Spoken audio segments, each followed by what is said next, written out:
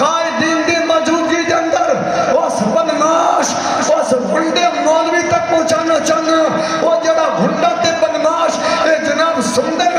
सप बन के बैठे मौलवी फजलो सुन तेरा जीना सी हराम कर दिया और इन्हें जड़ी बकबक की है सुनो मेरा कलेजा फटन आ रहे कहता माशाअल्लाह वो लफ्ज मैं भी नहीं पढ़ना चाहता कहता खादिम ओ दासा